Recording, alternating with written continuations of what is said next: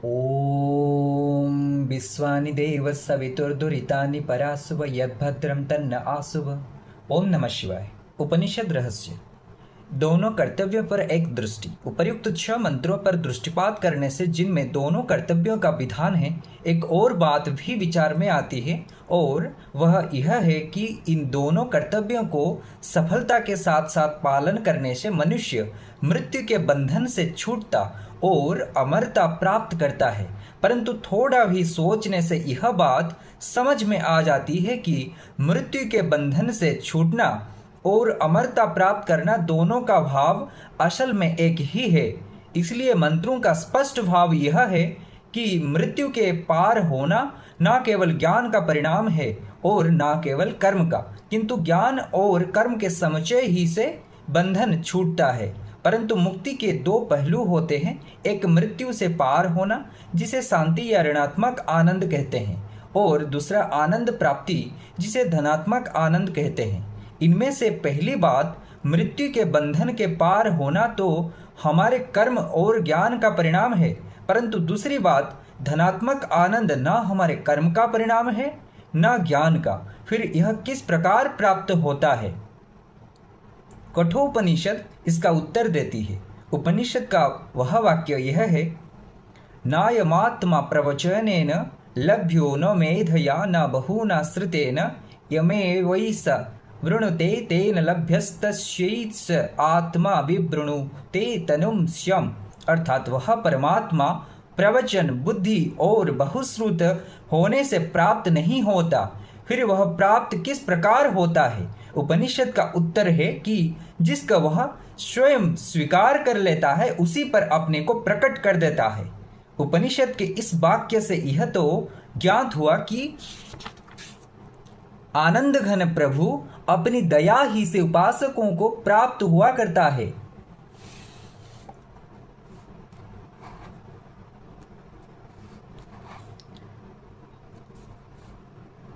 परंतु वह कब किसी को मिला करता है? इसका उत्तर यह है कि जब मनुष्य कर्म और ज्ञान को उन्नत करके अपने को उसकी कृपा का पात्र बना लेते हैं। जैसा कि ऋग्वेद में कहा है कि न रूते श्रांतस्य सख्याय देवाः, अर्थात मनुष्य यत्न करके जब तक अपने को थका नहीं डालता तब तक ईश्वर की दया का पात्र नहीं बनता।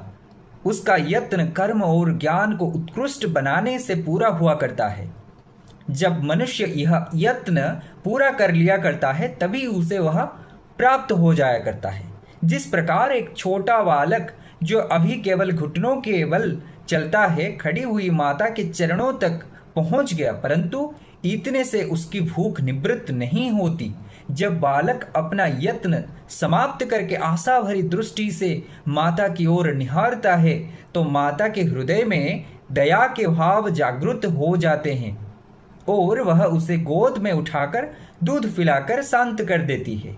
इस प्रकार मुमुक्षु जब अपने उन्नत कर्म और ज्ञान से मृत्यु के पार हो जाता है तभी प्रभु दया करके उसे प्राप्त होकर आनंद रूपी दुग्ध का पान करा के कृतकृत्य कर दिया करते हैं। अस्तु, यहाँ यह भी स्मरण रखना चाहिए कि ईश्वरोपासना के 2 भेद हैं। पहला सगुणोपासना, दूसरा निर्गुणोपासना। इनमें सगुणोपासना वह है जिसमें ईश्वर की सगुणता के साथ ही वह न्यायकारी है, दयालु है, आनंद स्वरूप है इत्यादि हृदय में धारणा की जाती है। और दूसरी निर्गुणोपासना वह है जिसमें ईश्वर की निर्गुणता के साथ कि वह अजर है, अमर है, अनादि है, अनंत है इत्यादि हृदय में धारणा की जाती है। दोनों उपासनाओं के फल इस प्रकार है। निर्गुणोपासना का फल, ईश्वर की निर्गुणोपासना का यह प्रभाव उपासक पर पड़ता है जिससे उसमें भी निर्गुणता आती है। यदि ईश्वर अमर है तो वह भी अमर बनता है।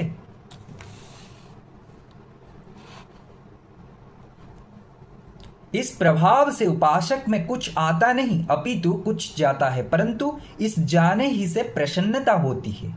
इसलिए इस प्रसन्नता को ऋणात्मक आनंद कहते हैं। एक जगह उपनिषद में कहा गया है, अशब्दम अस्पर्शमरूपव्ययम तथा अराशन्नी सत्यमगन्धवच्च यत् अनाद्यनन्तं महतः परम ध्रुवं निजाय तन्मृत्युमुखात् प्रमुच्यते।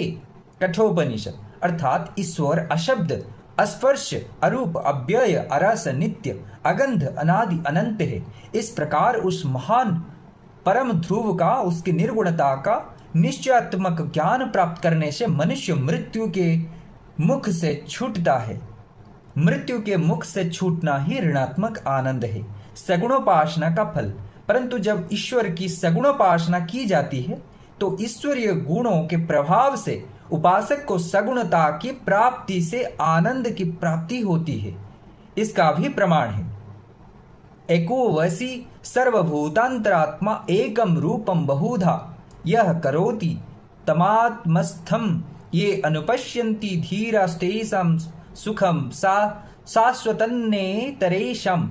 अर्थात ईश्वर एक सबको वश में रखने वाला सर्वव्यापक एक रूप वाली प्रकृति को अनेक प्रकार का बना देने वाला है। उसका जो धीर पुरुष आत्मस्थ होकर साक्षात्कार करते हैं उन्हीं को चिरस्थायी सुख आनंद प्राप्त होता है, अन्यों को नहीं। यही धनात्मक आनंद है जो सगुणोपासना से प्राप्त हुआ करता है। हिरण्मयेन पात्रेण सत्यस्यापिहितं मुखं तत्त्वं पूषन्नपावृणु सत्यधर्माय दृष्टये। सत्य का मुख सुवर्ण के पात्र से ढका हुआ है। हे पूषण, उस सत्य धर्म के दिखाई देने के लिए तू उस आवरण को हटा दे।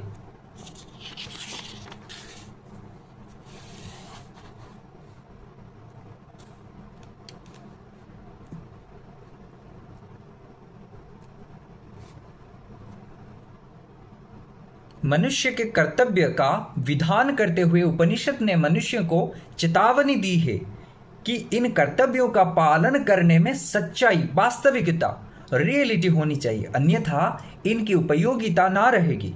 परंतु संसार में सच्चाई के छिपा देने के भी साधन मौजूद है, जिनसे यह दबा दी जाती है। उन्हीं साधनों की ओर मंत्र में संकेत किया गया है। सुवर्णमय पात्र, संसार की चमक दमक वाली चीजें ही वे पदार्थ है जो मनुष्य को प्रलोभन में लाकर उसे सत्य पथ से विमुख कर दिया करते हैं। मनुष्य क्यों चोरी करता है? धन के लालच से।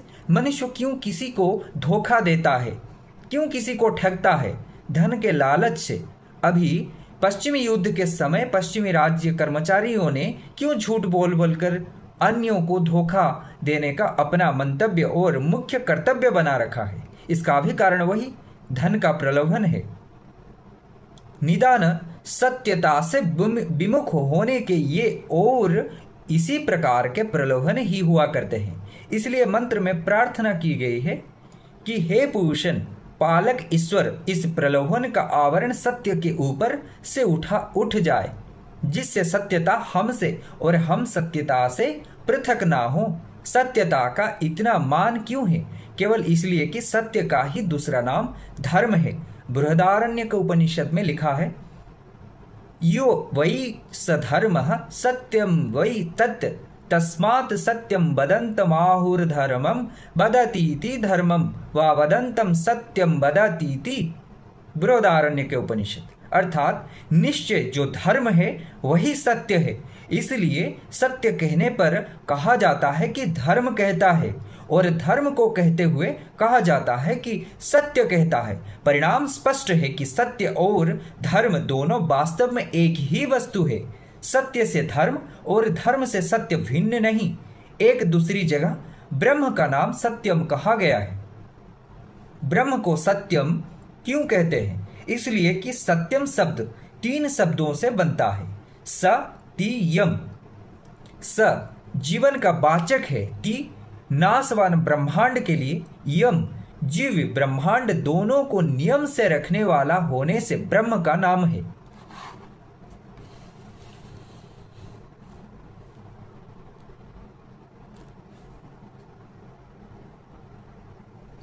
इस प्रकार सत्यम ब्रह्म का ही नाम है। सुतराम अनेक रीति से सत्य की महिमा उपनिषद में बखानी गई है। वह सत्य नामक ब्रह्म कहाँ है? उपनिषद का उत्तर है तत्सत्य प्रतिष्ठितम बृहदारण्यक उपनिषद, अर्थात वह सत्य ही में प्रतिष्ठित है। इसलिए सत्य ब्रह्म को प्राप्त करने के लिए सत्य से पृथक नहीं होना चाहिए, किंतु उसे पूर्ण रीति से प्राप्त कर लेना चाहिए। इसलिए उपनिषद ने इस मंत्र में चेतावनी दी है कि ऐसी महत्वपूर्ण वस्तु सत्य आवरण रहित ही रहनी चाहिए, और मनुष्य का इसलिए कर्तव्य है कि उस पर सुवर्णमय पात्रों का आवरण न पड़ने दे, तभी वह अपने कर्तव्यों के पालन करने और उद्देश्य को प्राप्त कर लेने में सफल मनोरथ हो सकता है। कर्तव्य विधान के बाद उसकी पूर्ति के लिए ईश्वर से प्रार्थना की गई है।